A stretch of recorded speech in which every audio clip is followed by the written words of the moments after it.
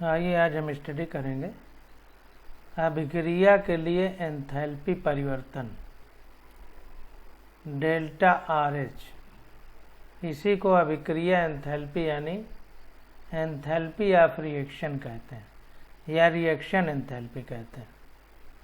तो कुल मिलाकर के जो अभिक्रिया हो रही है उसके लिए कितना ऊष्मा का परिवर्तन है ये कह सकते हैं, उसी को अभिक्रिया एंथैल्पी कहते हैं।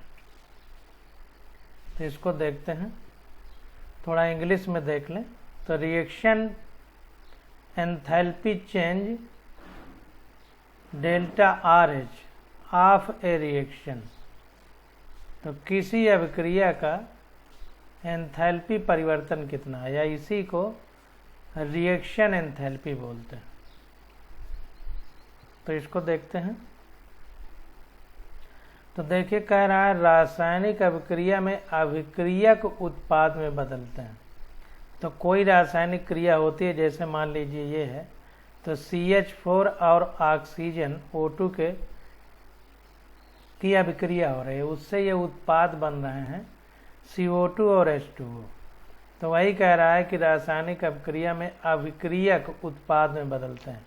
तो ये दोनों अभिक्रियक हैं और ये उत्पाद हैं। इस प्रक्रिया को इस प्रकार से दर्शाते हैं कि अभिक्रियक और ये तीर द्वारा उत्पाद, मतलब अभिक्रियक उत्पाद में बदलना है, इस तीर द्वारा दिखाते हैं। तो अभिक्रिया के दौरान एंथैल्पी परिवर्तन अभिक्रिया एंथैल्पी कहलाता है।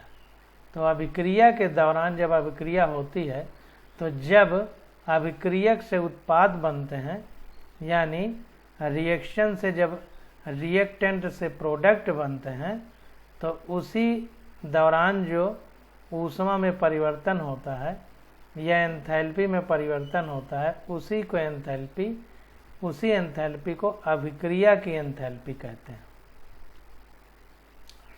अब देखिए रासायनिक अभिक्रिया में एंथैल्पी परिवर्तन डेल्टा आर एच चिन्ह से दर्शाया जाता है। तो रासायनिक अभिक्रिया में जो अभिक्रिया एंथैल्पी है या एंथैल्पी में जो परिवर्तन होता है, उसी को डेल्टा आर एच चिन्ह से दर्शाते हैं।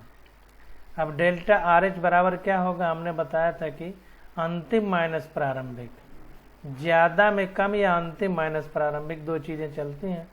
तो delta R H equal to होता है उत्पाद की एंथैल्पी का योग माइनस अभिक्रियकों की एंथैल्पी का योग। या कितने उत्पाद हैं, तो उत्पाद उनका योग को समेसन इस प्रकार के चिन्ह से दर्शाते हैं। तो sigma I A I H उत्पाद minus sigma I B I H उत्पाद। तो कहने का मतलब यह है कि अब उत्पादों की एंथैल्पी का योग माइनस अभिक्रियकों की एंथैल्पी का योग। तो इस प्रकार से हम लोग इसको दर्शाते हैं। अब देखिए यहाँ पर क्या कह रहा है, यहाँ पर देखिए H उत्पाद और यहाँ पर H अभिक्रिया। तो पूरा योग है AiH, मतलब एक तरह से रिएक्टेंट और ये प्रोडक्ट है, उत्पादों की एंथैल्पी का योग। इसको इंग्लिश में भी देख लें, इसी तरह लिखा होगा। यहाँ पर देखिए AiH product minus BiH reactant लिखा है। अब यहाँ पर देखिए जो ये सिंबल है, इसको सिग्मा बोलते हैं।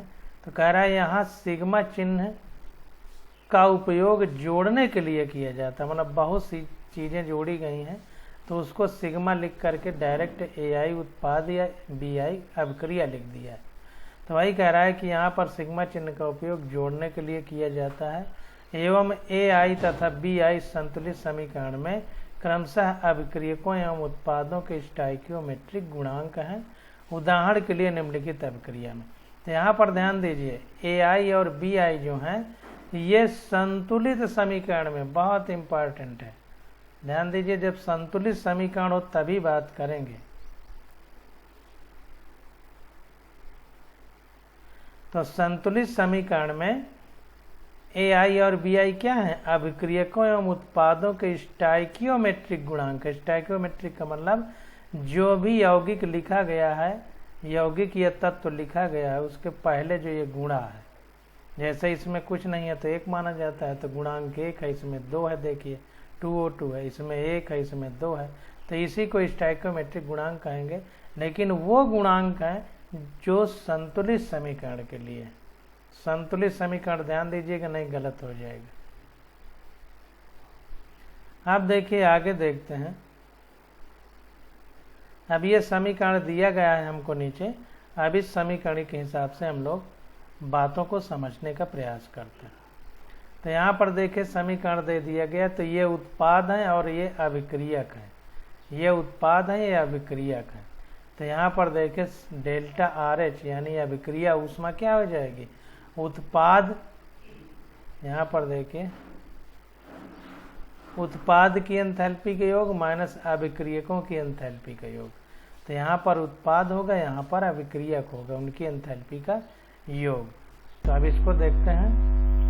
तो यहाँ पर देखिए उत्पाद में ये 2 चीज़ें हैं। तो यहाँ पर देखिए ब्रैकेट के अंदर लिखा है HMCO2 gas, HMCO2 gas.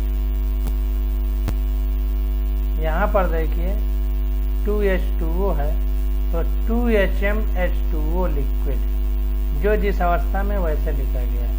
Minus का साइन लगा दिया, माइनस का साइन लगा है। अब अभिक्रियक में आ जाते हैं, तो माइनस HM यानी मोलर एंथैल्पी है HM, तो माइनस HM CH4 का एक ही अणु है तो HM लिखा गया है, CH4 गैस प्लस O2 के दो हैं तो 2HM लिखा जाएगा, O2 गैस।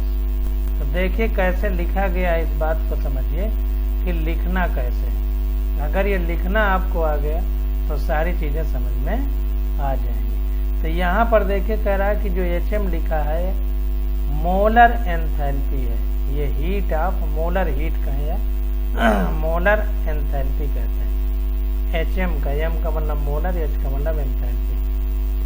अब देखिए एंथैल्पी परिवर्तन, अब यहाँ पर ध्यान दीजिए कि HM के साथ जो गुणांक है जिसको स्टोइकोमेट्रिक गुणांक कहते हैं, जो समीकरण को संतुलन करने के लिए यहाँ पर लगाए जाते हैं वो स्टोइकोमेट्रिक गुणांक है और उन्हीं को गुणा करके लिखा गया है HM के साथ। यहाँ पर देखिए सिर्फ 1 है तो HM लिखा गया, यहाँ पर 2 का गुणा है तो 2HM लिखा गया।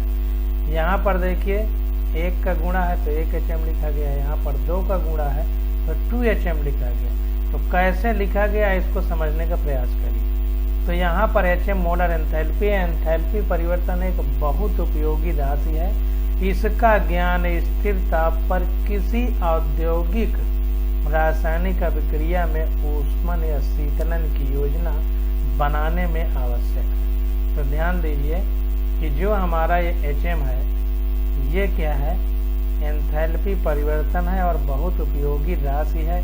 मोलर एंथैल्पी है HM और बहुत उपयोगी राशि है। जब हम कोई व्यापारिक तौर पर काम करते हैं तो कोई अभिक्रिया में ऊष्मा निकल रही है या देनी पड़ रही है, निकलेगी तो गर्म होगा, वातावरण में जाएगी या ठंडी होगी, तो दोनों ही तरीके में कह रहा है कि अभिक्रिया में ऊष्मन या शीतलन की योजना बनाने में इसका उपयोग होता है मोलर एंथैल्पी का। इसकी आवश्यकता साम्य स्थिरांक की तापीय निर्भरता की गणना करने में भी पड़ती है। अब किस प्रकार से पड़ती है इसको हम लोग देखेंगे।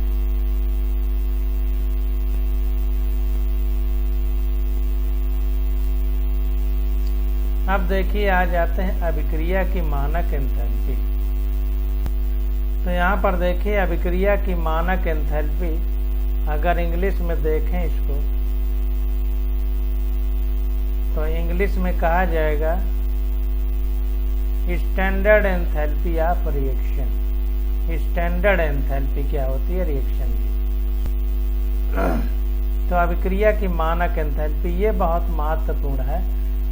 अगर ये चीज़ हम लोग नहीं जानेंगे तो अभिक्रिया की ऊष्मा नहीं निकाल सकते, अभिक्रिया की एंथैल्पी नहीं निकाल सकते। तो इसके बारे में जानना बहुत जरूरी है। तो देखिए किसी रासायनिक अभिक्रिया की एंथैल्पी परिस्थितियों पर निर्भर करती है, अतः यह आवश्यक है कि हम कुछ मानक परिस्थितियों को निर्दिष्ट करें। तो ये कह रहा है कि किसी अभिक्रिया की एक मानक एंथैल्पी अगर मान लिया जाए तो उस मानक के आधार पर हम लोग रिएक्शन में एंथैल्पी परिवर्तन के बारे में बात करेंगे। जैसे हम लोग यूनिट एंड मेजरमेंट जब चैप्टर पढ़ रहे थे, मात्रक एवं उनका मापन, फिजिक्स में पहला चैप्टर, तो उसमें जब मात्रक की बात आती थी तो उसमें एक राशि मानी जाती थी कि हम इतने को 1 किलोग्राम कहेंगे या इतने को 1 मीटर कहेंगे, एक मानक मानते थे, और उसका जितने गुना होता था उसको मापन कहते थे। जैसे हमने एक लोहे की राड ले ली, बता दिया कि ये 1 मीटर है और पूरे विश्व में सबको इसे 1 मीटर ही मानना है। अब उसका 10 गुना यानी 10 मीटर नाप देंगे तो बोलेंगे 10 मीटर हो गया, 20 गुना कर देंगे तो बोलेंगे 20 मीटर हो गया। तो इसीलिए अभिक्रिया की ऊष्मा जानने से पहले हम लोगों को ये बात जानना होगा कि मानक एंथैल्पी क्या है, मतलब अभिक्रिया की मानक ऊष्मा क्या है, उसके बारे में चर्चा करना आवश्यक है। तो वही बात कह रहा है कि किसी रासायनिक अभिक्रिया की एंथैल्पी परिस्थितियों पर निर्भर करती है, अतः यह आवश्यक है कि हम कुछ मानक परिस्थितियों को निर्दिष्ट करें। तो कुछ मापक राशियां जो है हमें मानना पड़ेगा। किसी रासायनिक अभिक्रिया की मानक एंथैल्पी वो एंथैल्पी परिवर्तन है जब अभिक्रिया में भाग लेने वाले सभी पदार्थ अपनी मानक अवस्थाओं में हों।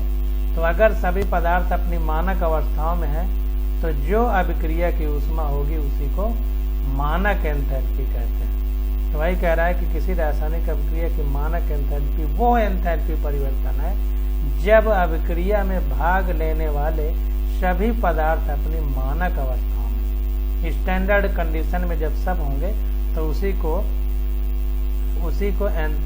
मानक एंथैल्पी कहते हैं।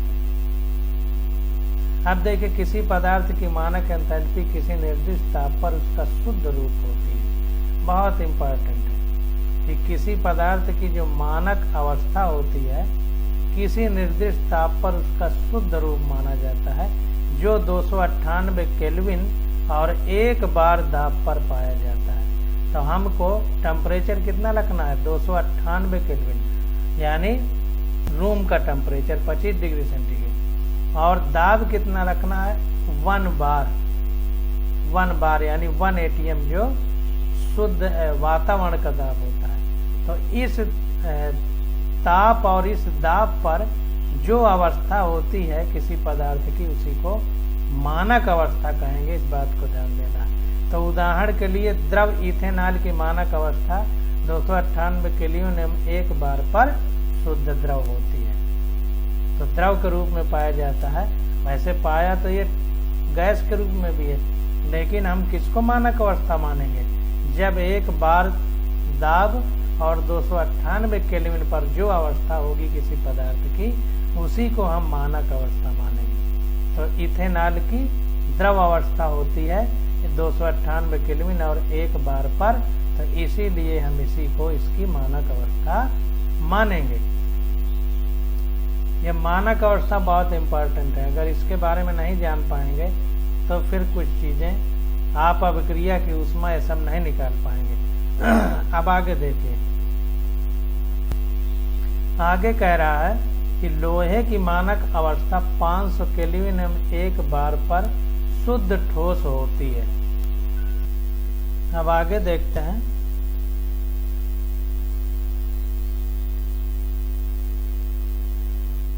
अब देखिए कह रहा है कि आंकड़े प्राय 298 केल्विन पर लिए जाते हैं।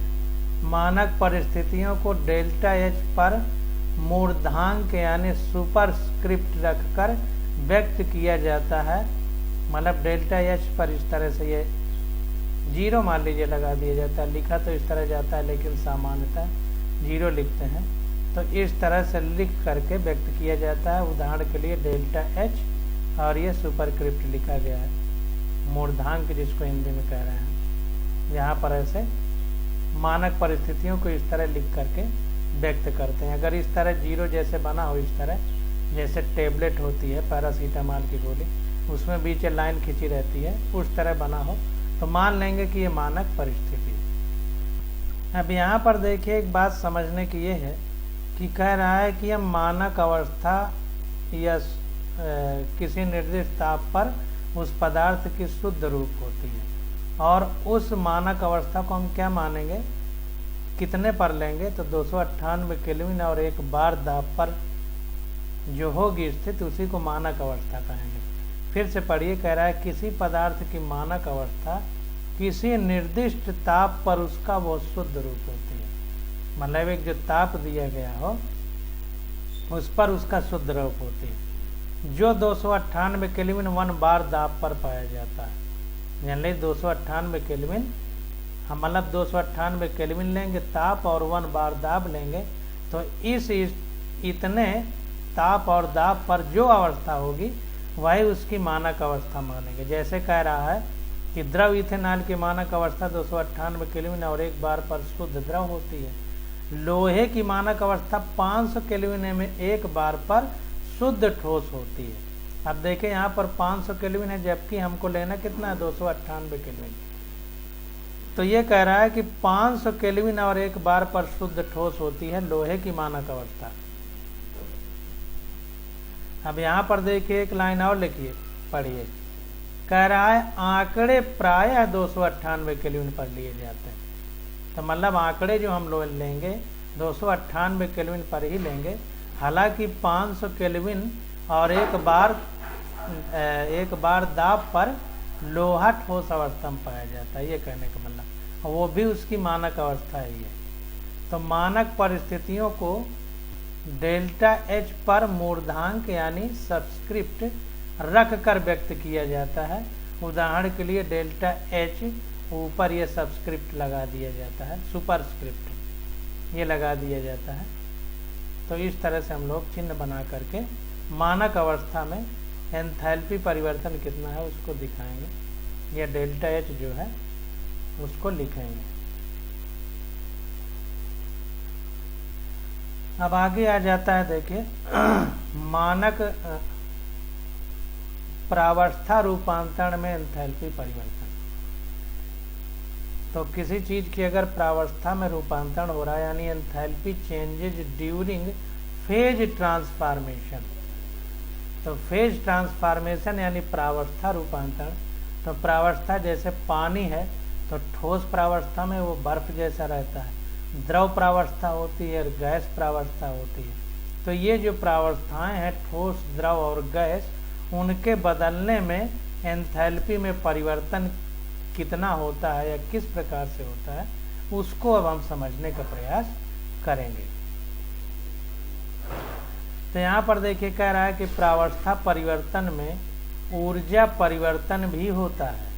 इसको ध्यान दीजिए कि जब प्रावस्था परिवर्तन होता है तो ऊर्जा परिवर्तन भी होता है। उदाहरण के लिए बर्फ को पिघलाने के लिए ऊष्मा की आवश्यकता होती है। साधारणतया बर्फ का पिघलना स्थिर दाब यानी वायुमंडलीय दाब पर होता है तथा प्रावस्था परिवर्तन होते समय ताप स्थिर रहता है। तो ध्यान दीजिए कि जब अवस्था का परिवर्तन होता है, यानी जैसे ठोस बर्फ से द्रव पानी बनता है, तो उस समय तापमान स्थिर रहेगा, ताप में कोई परिवर्तन नहीं होगा। तो ध्यान दीजिए कि जब अवस्था परिवर्तन होता है तो ताप परिवर्तन नहीं होता है, एक ही चीज परिवर्तन होगी। प्रावस्था परिवर्तन होगा तो ताप स्थिर रहेगा, परिवर्तन ताप में नहीं होगा। जैसे यहाँ पर कह रहा है कि पानी हमारा सॉलिड है, ये पानी देखिए सॉलिड है,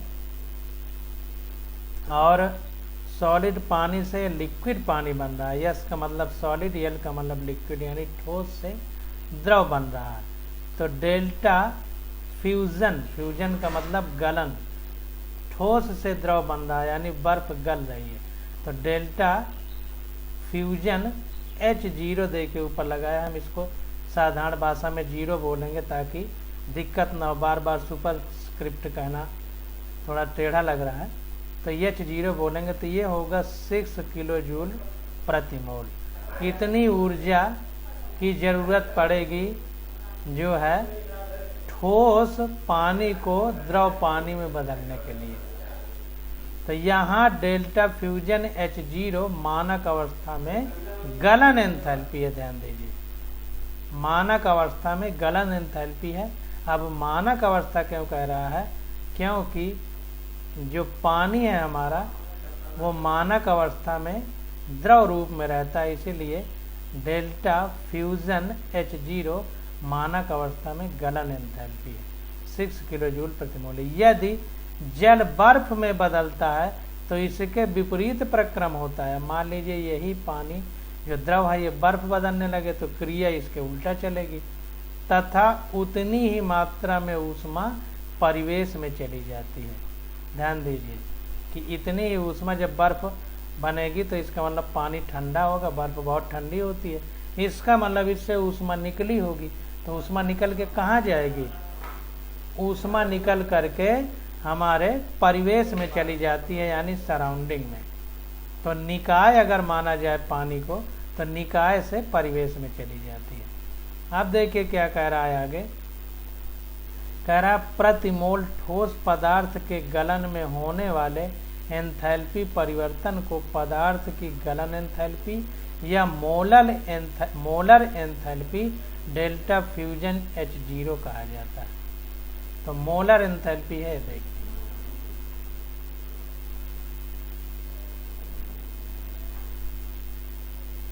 तो मोलर एंथैल्पी या गलन एंथैल्पी इसी को कहते हैं। मोलर शब्द है, मोलल नहीं है, मोलर, इसको ध्यान देना है। अब आगे देखते हैं, कह रहा है ठोसों का गलन ऊष्मा शोषी होता है। ठोसों का गलन ऊष्मा शोषी बहुत इंपॉर्टेंट है। ठोस जब गलते हैं तो ऊष्मा शोषी प्रक्रिया होती है, मतलब ऊष्मा को सोख लेते हैं, शोषित कर लेते हैं। तो जायज सी बात है कि ऊष्मा सोखेंगे तो निकाय की ऊष्मा धनात्मक होगी, क्योंकि बढ़ने पे धनात्मक होती है। तो कह रहा है अतः सभी गलन एंथैल्पियाँ धनात्मक होती हैं, क्योंकि ऊष्मा बढ़ रही है तो धनात्मक होगी। जल के वाष्पीकरण में ऊष्मा की आवश्यकता होती है। अब देखिए जब पानी को भाप में बदलते हैं तो हमको आग के ऊपर रखना पड़ता है, तो इसका मतलब क्या है कि ऊष्मा की आवश्यकता होती है। तो वही कह रहा है जल के वाष्पीकरण में ऊष्मा की आवश्यकता होती है, इसके क्वथनांक यानी TB बॉइलिंग पॉइंट एवं स्थिर दाब पर, इसके क्वथनांक यानी क्वथनांक बिंदु 100 डिग्री सेंटीग्रेड होता है पानी के लिए, एवं स्थिर दाब पर। अब ये देखिए रिएक्शन लिखे जा रहे हैं, तो H2O लिक्विड यानी द्रव अवस्था में है, और जब भाप बनेगा, भाप का मतलब गैस, गैस के तुल्य, हालांकि भाप और गैस अलग बातें हैं। तो H2O गैस, तो डेल्टा H0 वेपराइजेशन लिखा है, यानी भाप पानी से द्रव से भाप बनने की, पानी के लिए द्रव से भाप बनने की मानक ऊष्मा कितनी है, delta H vaporisation, delta H0 vaporisation कितना है, प्लस 40.79 किलो जूल प्रति मोल है, इतना होगी। आप देखिए यहाँ पर डेल्टा H0 वेपराइजेशन वाष्पीकरण की मानक एंथैल्पी है। TF और TB क्रमशः गलनांक एवं क्वथनांक है। TB मतलब बॉइलिंग पॉइंट और TF मतलब फ्रीजिंग पॉइंट, ये सब हमारे जो है गलनांक एवं क्वथनांक है। फ्रीजिंग का मतलब, फ्रीज का मतलब जमना वैसे होता है, लेकिन यहाँ पर गलनांक कह रहा है, और TB का मतलब क्वथनांक यानी बॉइलिंग पॉइंट। तो यहाँ पर हिमांक होना चाहिए, फ्रीजिंग या तो फ्यूजन होगा, इसको इंग्लिश वाले में देख लेते हैं। तो इस प्रकार से हम लोग इन सारी प्रक्रियाओं को समझ करके आगे बढ़ेंगे। यहाँ पर भी देखिए TF और TB melting and boiling point, यानी TF गलनांक है और TB बॉइलिंग पॉइंट। तो ठीक है, गलनांक को ही लिख रहा है TF।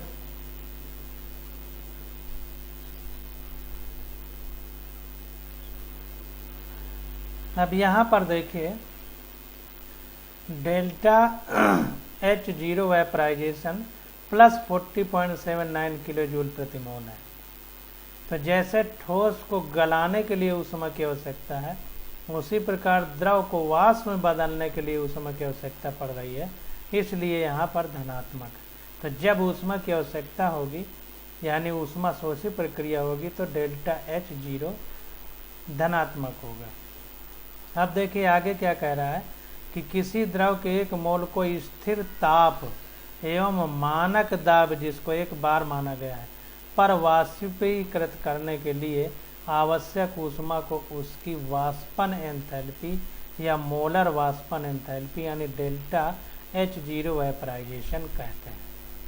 तो ध्यान दीजिए कि मानक कंडीशन जरूर लगाना है, और अगर मानक कंडीशन है तो मानक ताप स्थिर रहना चाहिए और मानक दाब एक बार होना चाहिए, और उसके लिए उस स्थिति में वाष्पीकृत करने के लिए किसी द्रव के एक मोल को मात्रा भी निश्चित, मात्रा निश्चित, दाब निश्चित और ताप स्थिर, मतलब किसी स्थिर ताप पर, तो जो भी ऊष्मा की आवश्यकता होती है उसको हम क्या बोलते हैं, मोलर वाष्पन एंथैल्पी या डायरेक्ट वाष्पन एंथैल्पी कहते हैं, और इसको डेल्टा H0 वेपराइजेशन से डिनोट करते हैं या लिखते हैं।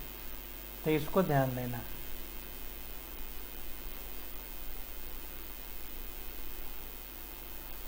अब यहाँ पर देखिए सारणी बनाई गई है जिसमें गलन एवं वाष्पन के लिए मानक एंथैल्पी परिवर्तन के मान दिए गए हैं, इनको याद करने की कोई जरूरत नहीं है।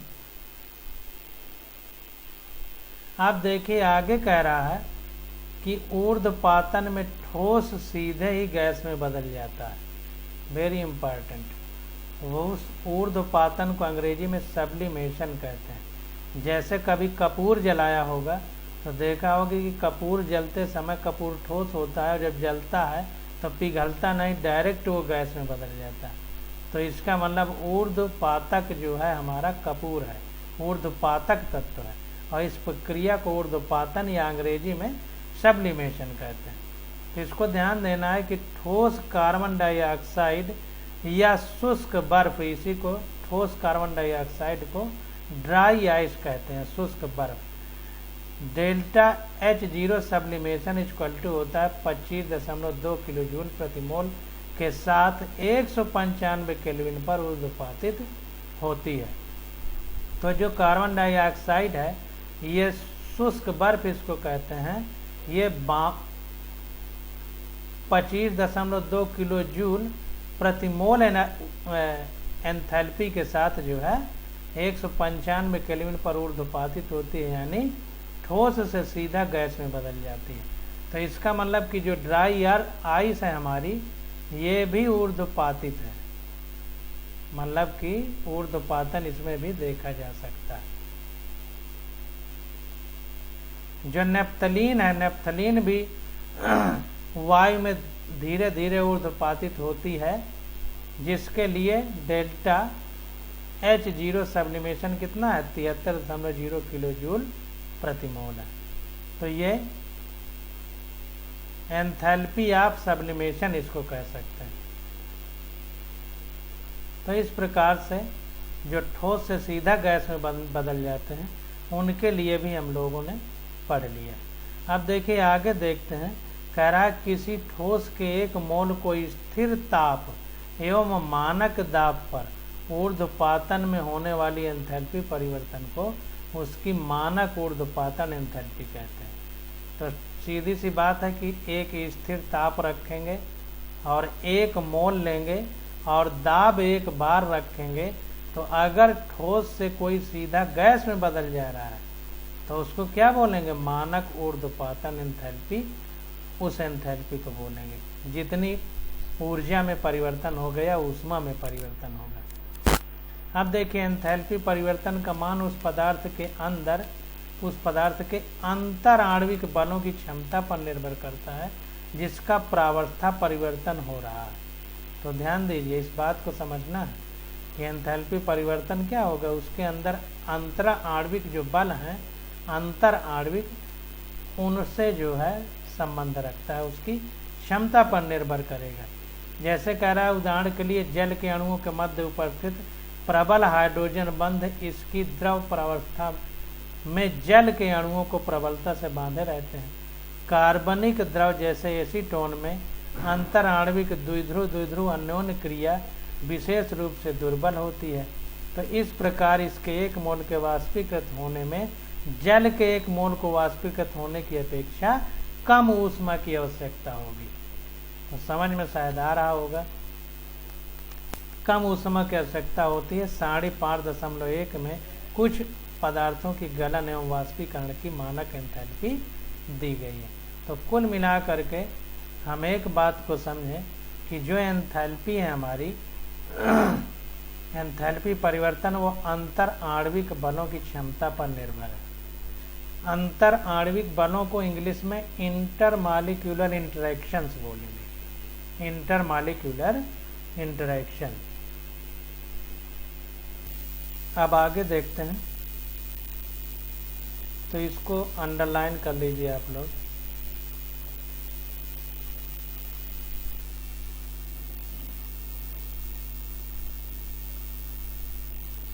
उदाहरण को भी अंडरलाइन कर लीजिए कि पानी के बीच हाइड्रोजन आबंध होता है जो प्रबल होता है द्विध्रुव अननोन क्रिया वाले आबंध से। तो इसीलिए पानी के एक मोल को वाष्पीकृत करने की अपेक्षा एसीटोन के एक मोल को वाष्पीकृत करने में कम ऊष्मा की आवश्यकता होती है। अब आगे देखते हैं, यहाँ पर देखिए एक एग्जाम्पल दिया गया है, तो इस एग्जाम्पल को भी देख लेते हैं। कह रहा है एक ताल यानी पूल जिसको तालाब कहते हैं से निकला तैराक करीब 18 ग्राम पानी की परत से ढका गीला है, यानी उसके शरीर में 18 ग्राम पानी लिपटा हुआ है। इस पानी को 298 केल्विन पर वाष्पीकृत होने के लिए कितनी ऊष्मा की आवश्यकता होती है? 298 केल्विन पर वाष्पीकरण की आंतरिक ऊर्जा की गणना कीजिए। तो इसको देखते हैं, जो जो पहले दिया है उसको समझ लेते हैं, फिर उसके बाद हम लोग क्वेश्चन को सॉल्व करते हैं। और जल के लिए 298 केल्विन पर वाष्पन की एंथैल्पी जो दे दिया है, heat of vaporisation delta H0 vaporisation, मानक स्टैंडर्ड कंडीशन मान सकते हैं, तो वो है 44.01 किलो जूल प्रति मोल, किलो जूल प्रति मोल। ये 0 लगा दिया, इसका मतलब मानक वाली है। अब देखिए हम लोग रिएक्शन बनाएंगे और रिएक्शन के आधार पे इसको निकालेंगे। तो वाष्पीकरण के प्रक्रम को इस प्रकार प्रदर्शित कर सकते हैं। पानी जो चिपक के आया है उस आदमी के शरीर में जो तालाब से निकला है, तो वो गैस में बदलेगा यानी भाप में। तो H2O लिक्विड से H2O गैस बनेगी। और इस प्रक्रिया को क्या कहते हैं? पानी द्रव से वाष्प में बदल रहा है, तो इसको वाष्पीकरण बोलेंगे यानी वेपराइजेशन कहेंगे। तो वेपराइजेशन यानी वाष्पीकरण लिख दिया तीर के ऊपर। अब देखिए 18 ग्राम पानी है, तो इसको मोल में बदलेंगे क्योंकि हम गणना सब में 1 मोल में करते हैं।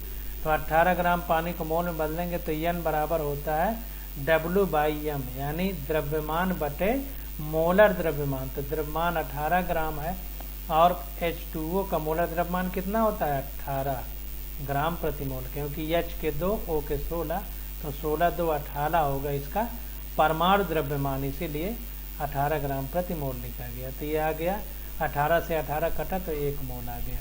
तो जाहिर सी बात है कि 1 मोल जल के 298 केल्विन पर वाष्पन के लिए दी जाने वाली ऊर्जा N डेल्टा H0 वेपराइजेशन कितना होगी?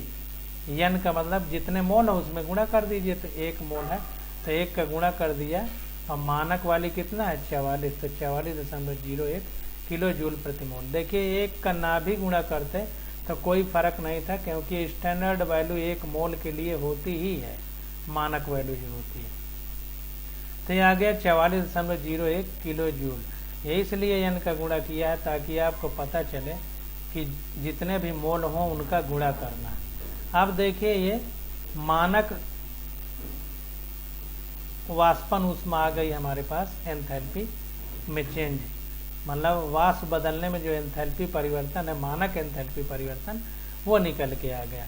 अब देखिए क्या कह रहा है, कह रहा है यह मानते हुए कि वाष्प आदर्श गैस के समान व्यवहार करती है। ये मानना पड़ेगा कि वाष्प आदर्श गैस के समान व्यवहार करती है। तो अब ये बार बार आदर्श गैस शब्द आ रहा है, तो आदर्श गैस का मतलब क्या होता है ये भी समझने का प्रयास करिए। तो आदर्श गैस का मतलब होता है कि जो मानक ताप दाब है उस परिस्थिति में जो चार्ल्स और बॉयल के नियम का पालन करती हैं उन गैसों को आदर्श गैस कहते हैं। और जनरली अभी हमने ये आपको बता दिया, आगे जब चैप्टर आएगा आदर्श गैस के बारे में तो स्पेशल रूप से वहाँ हम लोग व्याख्या करेंगे। जो आदर्श गैसें होती हैं इनके अणु ना तो टूटते हैं और ना ही जुड़ते हैं, ये भी ध्यान देना है। तो हम वाष्प को जो है एक आदर्श गैस का व्यवहार मानते हुए, के समान व्यवहार मानते हुए क्वेश्चन को आगे सॉल्व करेंगे। तो आदर्श गैस का फार्मूला क्या है? Delta U equal to delta H minus delta N G R T है। जी जी जी ध्यान देना, गैस के ही मोल लिए जाएंगे या अणु लिए जाएंगे, ध्यान देना। तो डेल्टा एच वाइपराइजेशन यानी ये delta U zero vaporisation equal to delta H zero vaporisation minus delta N G R T, ये फार्मूला होता है। अब एक मोल वाष्प के लिए क्या होगा? Delta H zero vaporisation equal to एक मोल गुणे 44, वही जो था ऊपर से निकल के आ गया 44.01 किलो जूल। अब डेल्टा एन जी कितना होगा? डेल्टा एन जी बराबर हो जाएगा, अब यहाँ पर देखिए, अगर हमको डेल्टा एन जी निकालना हो तो प्रोडक्ट के गैस के मोल माइनस अभिक्रियक के गैस के मोल। तो इधर गैस तो है नहीं, प्रोडक्ट में केवल है, उत्पाद में एक मोल है, तो एक माइनस ये इधर द्रव है, गैस होता तो लिखा जाता, तो एक में इधर जीरो घटाया जाएगा। तो इसीलिए यहाँ पर देखिए डेल्टा एन जी में एक ये उत्पाद है, उत्पाद गैस में बदला है पानी, और जो अभिकर्मक है वो पानी में है, तो जीरो लिखा गया क्योंकि हमें द्रव और ठोस के मोल नहीं लेना है।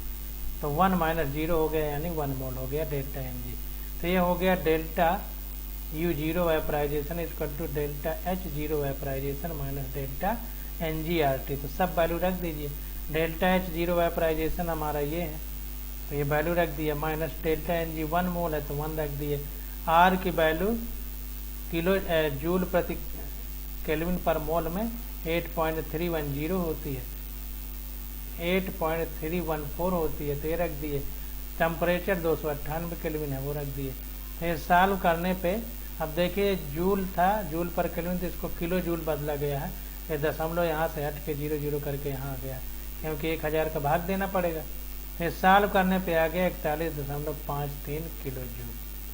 तो ये हमारा आंसर हो जाएगा। अब देखिए क्वेश्चन में पूछ रहा था वाष्पिक 298 केल्विन पर वाष्पीकरण की आंतरिक ऊर्जा की गणना, वाष्पीकरण की आंतरिक ऊर्जा की गणना, ये हमसे पूछ रहा था। तो डेल्टा यू जीरो वेपराइजेशन हम लोगों ने निकाला है, क्योंकि यही हमसे पूछ रहा था। अब आगे क्वेश्चन देखते हैं।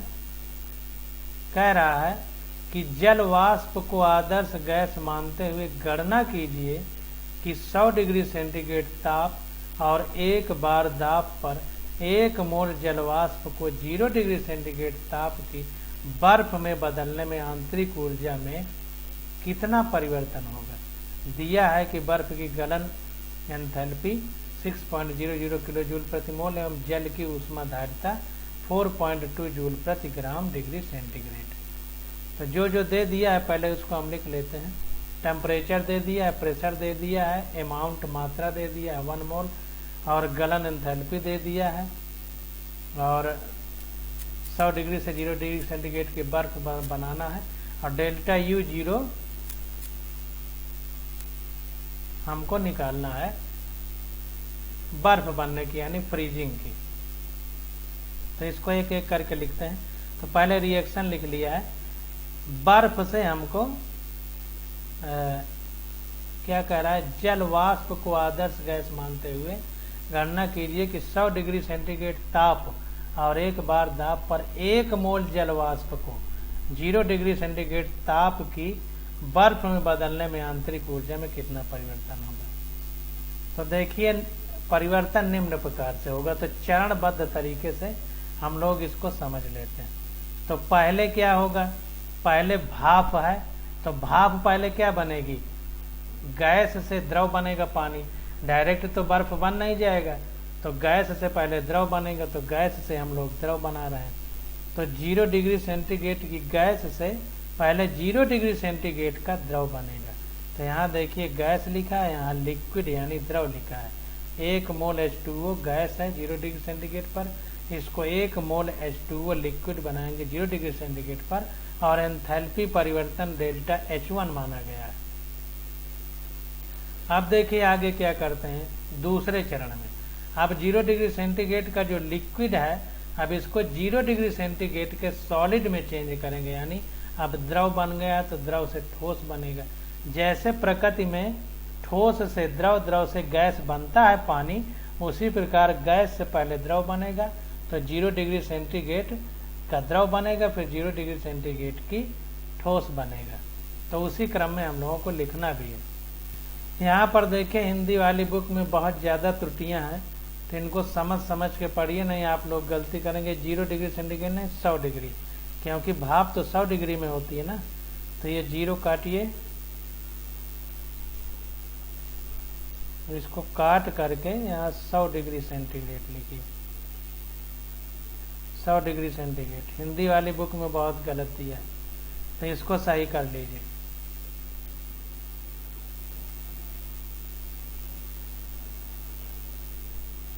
इंग्लिश वाली बुक में देखते हैं लिखा होगा।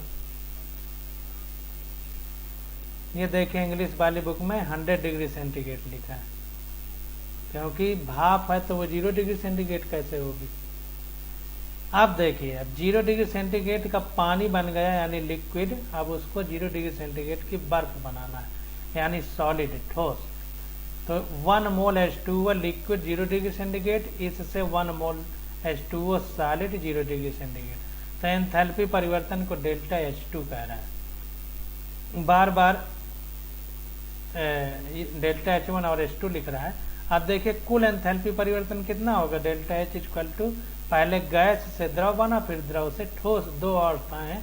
तो पहली अवस्था में डेल्टा H1 था, दूसरे वाले परिवर्तन में डेल्टा H2 था। तो डेल्टा H कुल कितना होगा, delta H1 plus delta H2। अब इसको क्रम से लिख लेना है। तो डेल्टा H1 इक्वल टू कितना होगा, यहाँ पर देखिए Q इक्वल टू लिखा गया है CM delta T, CM delta T। यहाँ पर हमारा जो विशिष्ट ऊष्मा है वो C है, और द्रव्यमान M है, और ताप परिवर्तन डेल्टा T है। तो यहाँ पर M का गुणा किया गया है। तो उसी आधार पर हम उस क्वेश्चन में इस फार्मूले को लगाएंगे। अब यहाँ पर देखिए जल की ऊष्मा धारिता 4.2 जूल प्रति ग्राम है, और जल कितना होता है 18 ग्राम होता है इसका मोलर द्रव्यमान। तो प्रति ग्राम के लिए है, तो 18 ग्राम के लिए कितना होगा, 18 का गुणा करना पड़ेगा। तो इसीलिए यहाँ पर देखिए 18 का गुणा करके उसका जो ऊष्मा धारिता है उसका गुणा किया गया। और इसके बाद ताप में परिवर्तन, तो इसको इस तरह किया गया है MC डेल्टा T, इस तरह। यम हमारा द्रव्यमान है कितना, मोलर द्रव्यमान कह सकते हैं पानी का, तो 18 ग्राम हो गया H2O का, H का 2 1 गुणे 2, हवा हाइड्रोजन का 1 होता है, उसमें 2 का गुणा किया गया तो दोनों हाइड्रोजन का और ऑक्सीजन का 16 होता है, तो ये पूरा 18 होता है। तो 18 गुणे C ये हमारा ऊष्मा धारिता 4.2, क्योंकि जूल प्रति ग्राम है तो 18 ग्राम का निकालना है, तो 18 का गुणा गुणे डेल्टा T ताप में परिवर्तन। तो भाप का 100 डिग्री सेंटीग्रेड, और जब बर्फ बन गया तो 0, तो परिवर्तन कितना हुआ 100 माइनस 0, तो ये आ गया 100 डिग्री, तो 100 कर दिया, ये जूल प्रति मोल हो गया। तो ये आ गया हमारा माइनस सॉल्व करने पे -75 तो 60 जूल प्रति मोल, तो ये आ गया -7.56 जूल प्रति किलो जूल प्रति मोल आ गया। अब इसी प्रकार डेल्टा H2, तो डेल्टा H2 हमको दिया गया है, डेल्टा H2 देखिए दिया गया है जल की ऊष्माधारिता 4.2 जूल प्रति ग्राम डिग्री सेंटीग्रेड। ये बर्फ की गलन एंथैल्पी दी गई है 6 किलो जूल प्रति मोल, बर्फ की गलन एंथैल्पी हमको दे दी गई है। तो ये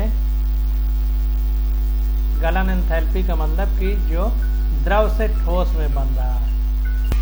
तो ये जो है डेल्टा H2 हो गई हमारी 6 किलो जूल प्रति मोल गलन की एंथैल्पी। ये अभी जो हमने ऊपर निकाला ये हमने भाप से पहले लिक्विड बनाया, पानी तरल बनाया, फिर तरल से ठोस वाली थी, ठोस बनने की प्रक्रिया। और इसी प्रक्रिया में ये कुल एंथैल्पी जो हुई चरण 1 और 2 में, तो डेल्टा H1 ये हमने अभी निकाला कहाँ तक, भाप से द्रव बनने तक। अब द्रव से ठोस बनने तक की ये हमको दिया गया है क्वेश्चन में कि डेल्टा H2 गलन ऊष्मा मतलब द्रव पानी से अब बर्फ बनने की ये दी गई है। तो टोटल कितनी होगी, delta H equal to delta H1 plus delta H2। तो ये आ गई माइनस, इतना हमने निकाला -7.56 किलो जूल प्रति मोल प्लस, अब ये माइनस में लिखी जाएगी 6.00 किलो जूल प्रति मोल। तो ये आ गई -13.56 किलो जूल प्रति मोल। अब ध्यान दीजिए कि माइनस में क्यों लिखी गई, माइनस में इसलिए लिखी गई है क्योंकि जब हम भाप से बर्फ बनाएंगे तो ऊष्मा निकालना पड़ेगा, यानी निकाय की ऊष्मा में कमी आएगी, इसलिए माइनस साइन लगा। द्रव अवस्था से ठोस अवस्था में परिवर्तन होने पर आयतन में नगण्य परिवर्तन होता है, अतः P delta V equal to delta mgRT equal to 0 कह रहा है, क्योंकि जब द्रव से ठोस में बदलते हैं तो आयतन में नगण्य परिवर्तन होता है, इसलिए डेल्टा Ng हम लोग डेल्टा N की जगह 0 रखते हैं, इसलिए क्योंकि परिवर्तन इतना कम होता है तो इसको रखना सही नहीं है। तो गैस द्रव और ठोस के मोलों को हम लोग नहीं रखते, केवल गैस के रखते हैं। तो डेल्टा V चूँकि बहुत कम परिवर्तन होता है तो ठोस और द्रव का डेल्टा V लगभग V बराबर होगा। तो जब डेल्टा V निकालेंगे तो V घटाएंगे तो 0 आ जाएगा, इसलिए 0 आ गया। तो जब 0 आ जाएगा तो P डेल्टा V, तो इसका मतलब डेल्टा U इक्वल टू होता है delta H plus P delta V। तो जब P डेल्टा V पूरा 0 हो गया तो डेल्टा U हमारा डेल्टा H के बराबर हो जाएगा। तो जो डेल्टा H हमने निकाला है तो वही हमारा डेल्टा U हो जाएगा। तो जो डेल्टा H निकला है वही डेल्टा U हो गया, -13.56 किलो जूल प्रति मोल। अब देखिए आगे आ जाता है मानक विरचन एंथैल्पी डेल्टा FH0। इसको अगर इंग्लिश में देखें